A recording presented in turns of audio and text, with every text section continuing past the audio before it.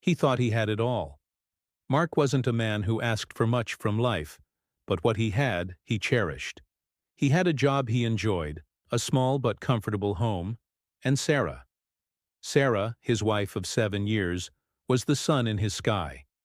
She was vibrant, funny, and he loved her with an intensity that sometimes surprised even himself.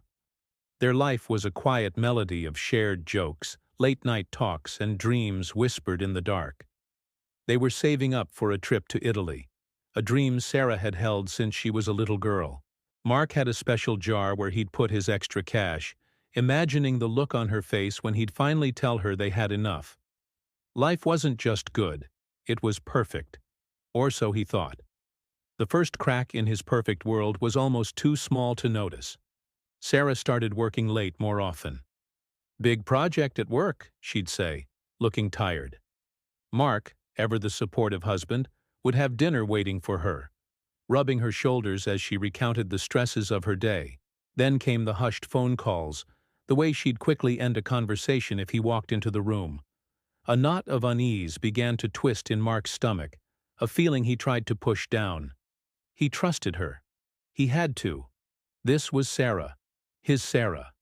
He told himself he was being paranoid, that the stress of his own job was making him see shadows where there were none. The texts were the next sign. Her phone, which used to be left carelessly on the coffee table, was now always with her, screen down.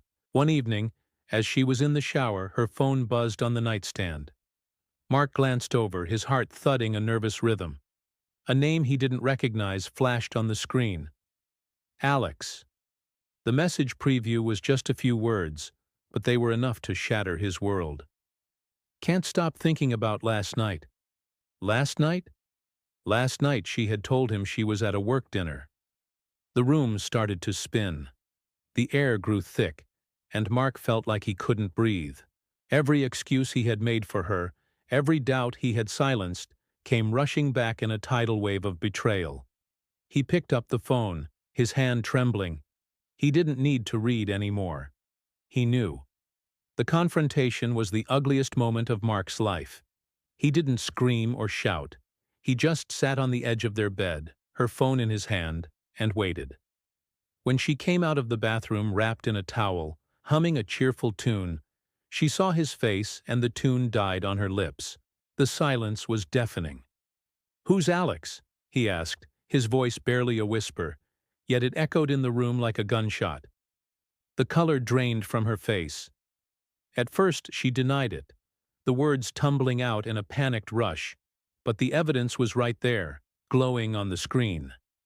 The truth, when it finally came, was a slow, painful confession of a months-long affair.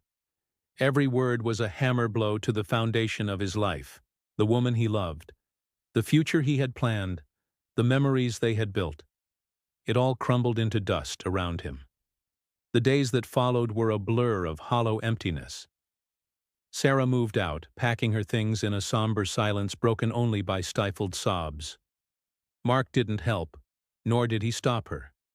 He just watched, a ghost in his own home. The house, once filled with laughter and warmth, now felt like a mausoleum. Every corner held a memory that was now tainted, a ghost of a life that was no longer his. He'd walk past the Italy jar, a bitter taste filling his mouth. He stopped eating, stopped sleeping, stopped caring. His work suffered. His friends called, their voices filled with concern, but Mark let the calls go to voicemail. He was adrift in an ocean of grief, and he had no desire to find the shore.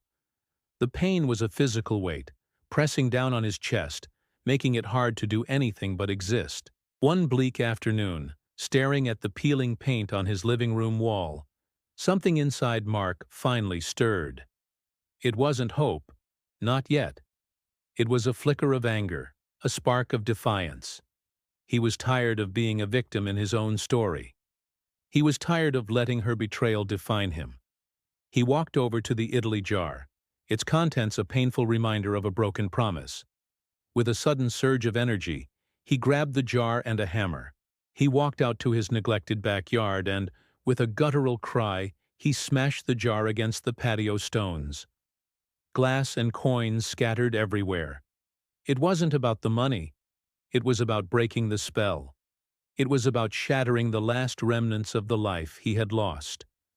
As he stood there, breathing heavily amidst the wreckage, he felt a strange sense of release. It was the first real thing he had felt in weeks.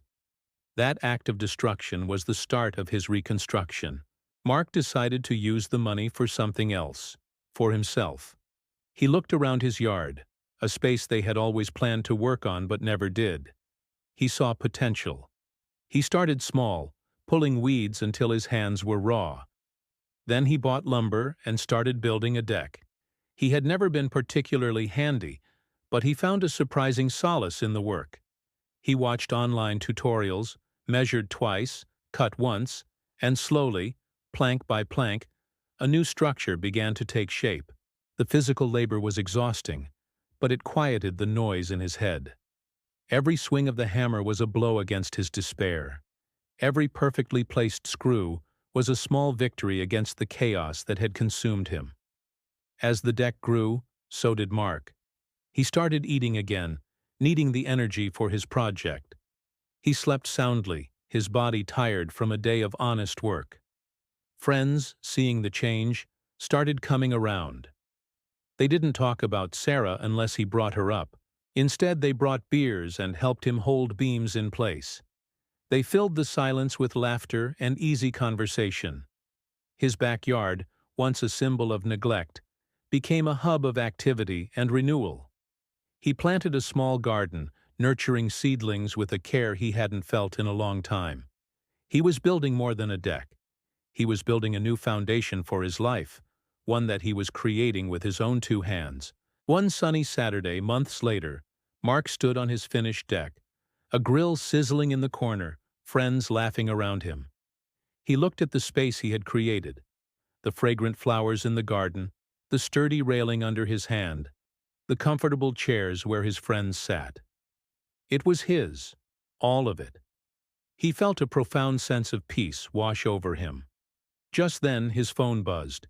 It was a text from an unknown number. "The deck looks nice," it read.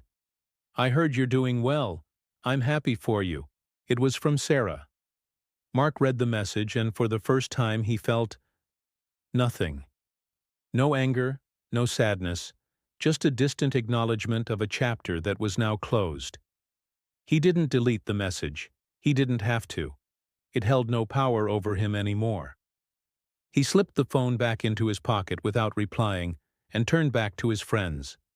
He had watched his world fall apart, a world built for two. And in its place, he had built a new one. A world built just for him. It wasn't the life he had planned. But as he looked around at the genuine joy surrounding him, he realized it was better. It was real, it was strong, and it was his. The sun was warm on his face, and for the first time in a very long time, Mark knew he was going to be okay. He was more than okay. He was happy. He had found his way back, not to the man he was before, but to someone stronger, someone who knew that even after the most devastating storm, you can rebuild, and the sun will shine again. Thank you so much for watching this story unfold. If it resonated with you, please consider hitting that like button and subscribing to the channel for more content. Your support means the world. We'll see you in the next video.